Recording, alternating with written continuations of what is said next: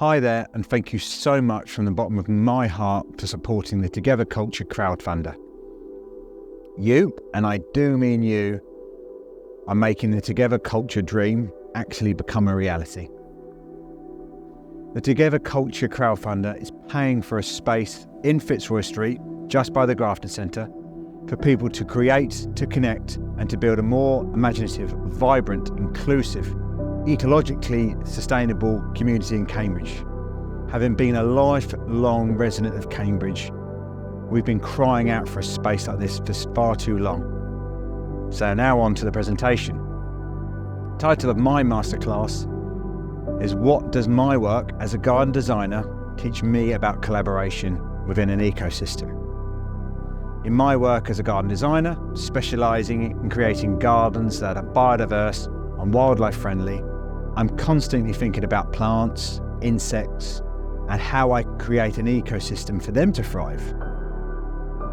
What can we learn from plants about collaboration? And have we as creatures, as humans, been collaborating all along? So I've been working in the industry for the last 25 years, and I'm constantly amazed by plants, how they look, how they smell, how they grow. And I'm constantly learning new things every day. But if we look deeper, how different are we actually from the plants and the natural world around us? In this video, I will explain that we aren't too dissimilar to each other, and as humans, we can learn so much from plants. However, we can only learn from plants if we're open to its teachings. Aren't we just part of the same ecosystem? So let me ask you a question. Do you believe we, humans, are separate from nature? Do you believe that we are different, somehow removed from the things we see around us? We, humans, Homo sapiens, whatever label we put on ourselves, however we categorise ourselves, however we identify ourselves, we are nature. We are just one.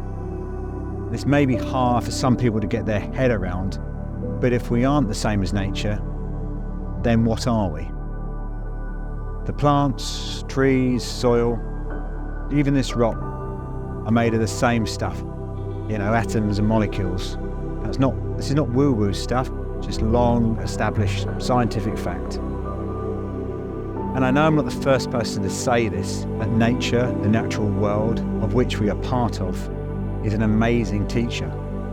We can learn from nature as we are nature. We are not separate from it. By putting it in these terms, can we learn and be inspired by ourselves? The natural world around us has been a massive inspiration for many creatives over thousands of years. From the ancient cave paintings in Lascaux in France depicting herds of cattle, bison and birds, to the impressionist art of Claude Monet, specifically his famous water lily series of paintings, to the modern day work of Andrew Goldsworthy.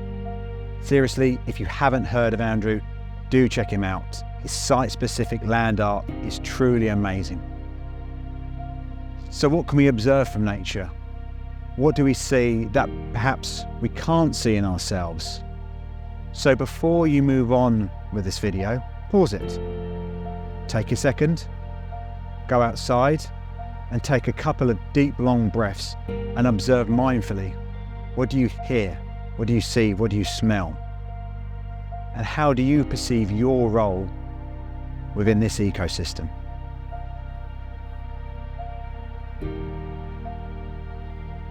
In the natural world, we can see many examples of collaboration. Plants simply working together, each benefiting from a mutually beneficial relationship. As a garden designer, I have long thought that my best work isn't achieved working alone. My best work isn't achieved in my own little silo, away from others, working in isolation, being small.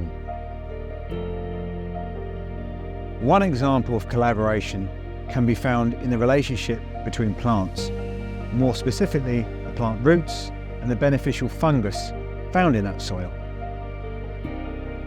In this example, let's look at this large tree, this lovely large horse chestnut tree.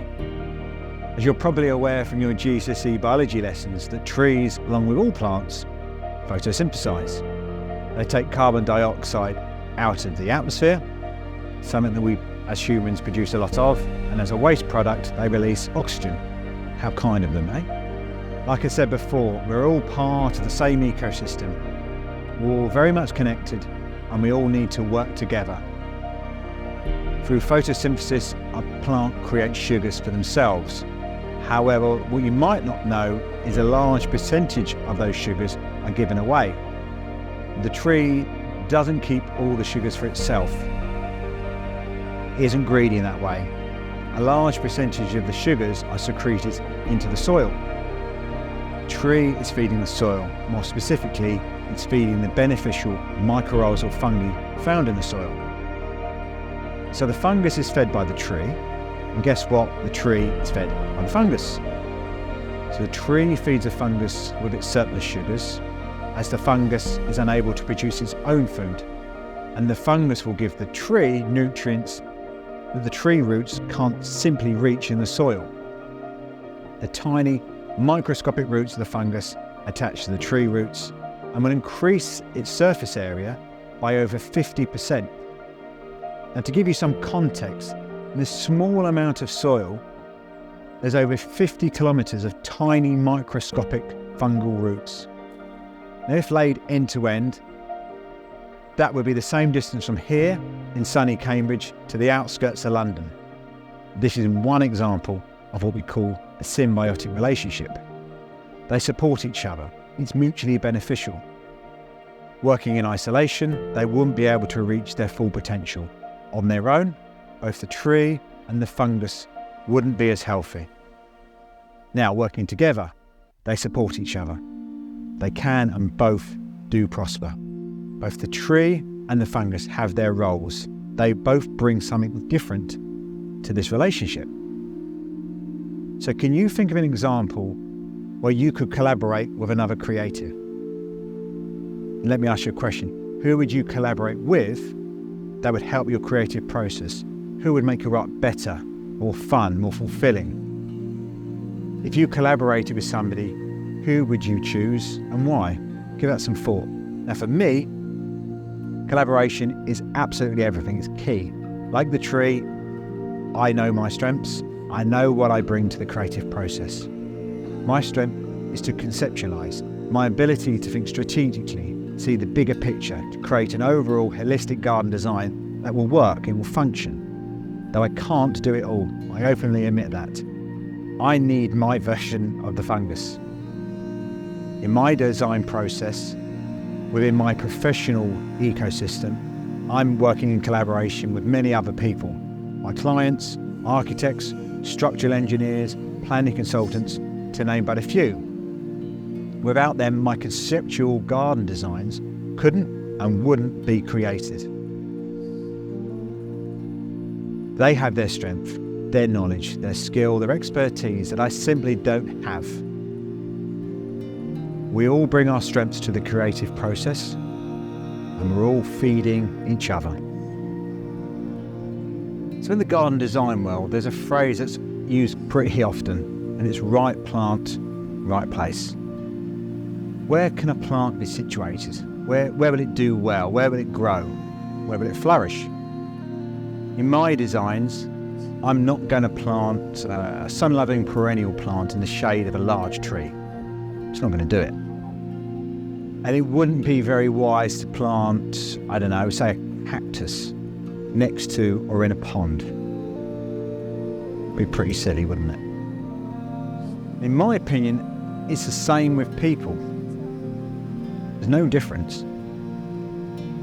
As I mentioned previously, with the symbiotic relationship between trees and fungi, it's the same as humans. We each have our own strengths. As humans, it could be right setting, right person.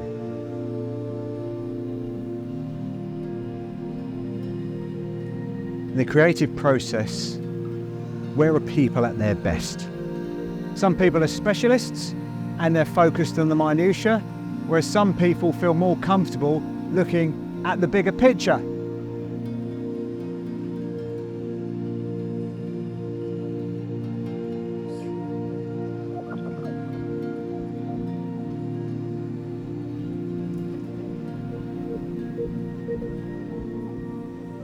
Have you ever seen, for example, you ever seen a skylark hovering effortlessly over an arable field in a midsummer sky, singing from a great height?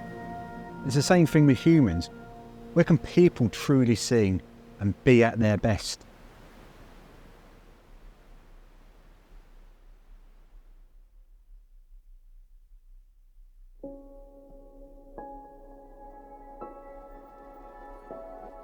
In my own work, in that creative process, if you ask me, for example, I don't know, to create load-bearing calculations, for example, for a brick wall around a kitchen garden, this isn't where I'm going to sing. It isn't where I'm going to be at my best.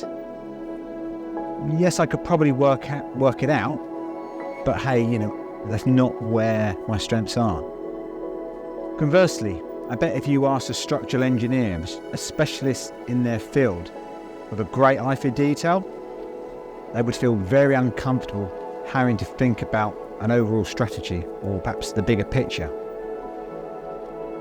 Now, whatever our strengths, what I have learned from the creative process is that we all want to contribute. As we all want to be seen and we all want to be heard. Let me repeat that. We all want to contribute, as we all want to be seen and we all want to be heard. Again, in a second, just pause the video and think back to when you weren't being heard or seen. Doesn't feel great, does it really? Again, like the dawn chorus with that cacophony of different bird songs, I observe that everybody wants to contribute to the process. Again, if you take a steer from the natural world, like a native wildflower meadow, each individual plant wants to be seen, each flower coming out at a slightly different time, from the earliest primrose to the bobbing head of the Shasta daisy in mid-July.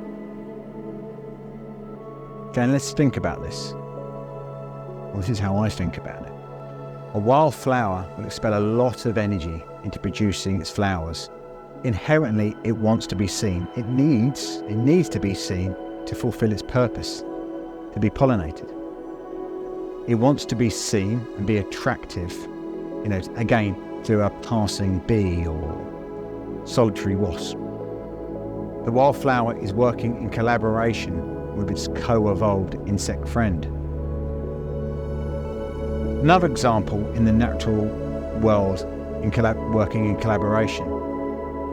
The plant gets pollinated by the insect, and in return the insect receives some lovely surrounding nectar. We'll do this again, but we'll go through it. However, I look at it in these terms. The flower will take a chance. It will put itself out there, not knowing if it will be pollinated, not knowing if all of its efforts will be in vain. Like the flower in a meadow, in my creative process, I want to see all the individual humans bloom. I want them to shine. I want all contributions to be seen and heard. Not only do we want to be seen and heard, I believe we want to be part of something greater, and greater than ourselves, something bigger than us as individuals. Now, again, I don't know about you, but don't we all want to be part of a community? Now, I do. Like us, plants don't want to grow as individuals. They want to be connected to other plants. And they show me they actually want to be heard. Plants are constantly communicating with each other. Again, plants talk to each other via their connected root systems. There's some absolutely fascinating research that's come out recently that trees communicate via electromagnetic pulses between each other. The research showed that if a tree is in trouble and is under attack, say from a pest or from physical damage, will send out these pulses to warn other trees of an impending threat. And plants also communicate to each other via releasing chemicals through their leaves into the air, into the environment. These are known as volatile organic compounds, or VOCs. It's a fascinating subject. If you've got a minute, again, pause the video and you'll see how interesting these volatile organic compounds are. So let me ask you a question. Firstly, are you putting yourself in a position to sing? Are you putting yourself in a position where you are in your strength? Or are you trying to do everything? If I may be frank, are you trying to be a control freak, anxious to let anything go? Are you actually diluting your own magnificence?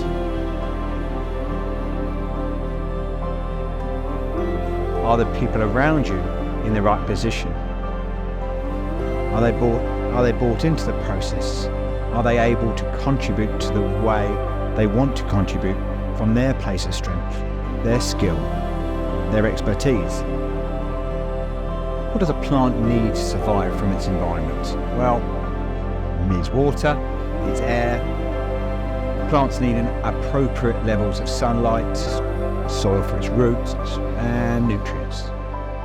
Like these sunflowers, searching for the light, they grow and adapt to maximize their ability to capture the light so they can flourish. As humans, what do we need to flourish? Personally, as a creative, I need to be around other people. It's fundamental for me personally, and as a creative person, as a creative garden designer. And like plants, they do better in a community. Now, I may be asking a lot here, but however, I would prefer the people in my community to be non-judgmental, and for these people to have their ego in check. Now again, I may be asking a lot here. Let me ask you a question. Do you see many plants with an ego? I don't. The plants just are, aren't they? Also, I need safety to express my opinion without being attacked. Now, that's not the same as receiving challenging feedback. Personally, I actively welcome it.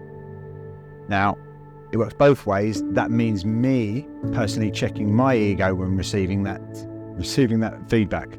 So it works both ways. Furthermore, I need to be in a space where I can actually physically move around. I can get up, I can walk, I can move my body. A static body isn't a creative body. I need to move, I need that creative energy around me. So sitting down, again, I don't know about you, sitting down for long periods is a killer for creativity. I also need novelty. However small, it's that newness, something different to keep me inspired. It could be as simple as meeting a new person for the first time and having that first chat. Also noticing something new about this great city of Cambridge on my way into Together Culture on Fitzroy Street.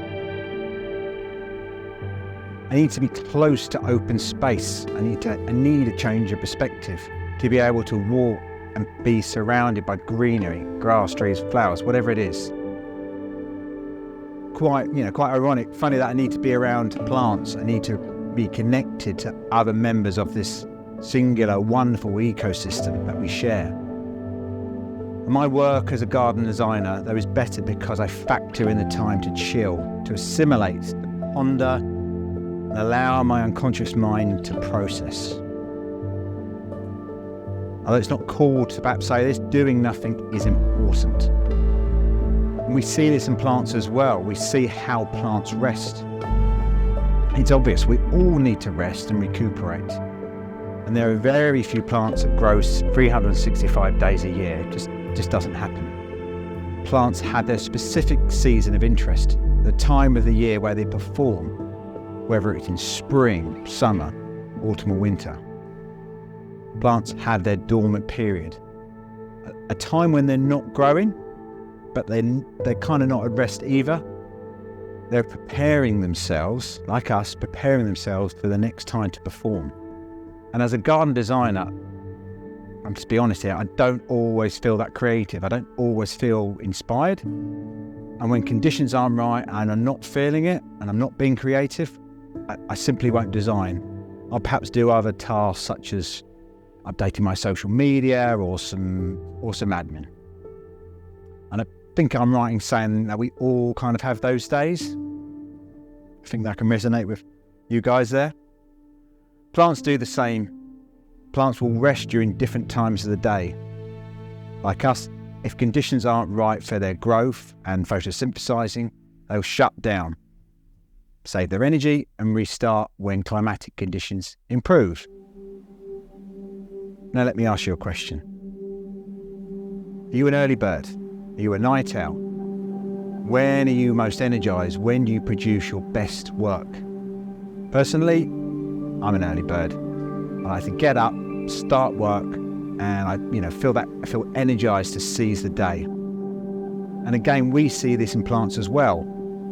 Plants like succulents and cactus are night owls. They do their best work, their growth, in the evening and during the night. And some plants rest during the day and flower during the night, such as the evening primrose. Saves its energy, flowers at night, so it can be pollinated by nocturnal insects, another nighttime collaboration. So all plants will grow based on their surrounding environment, the surrounding stimulus.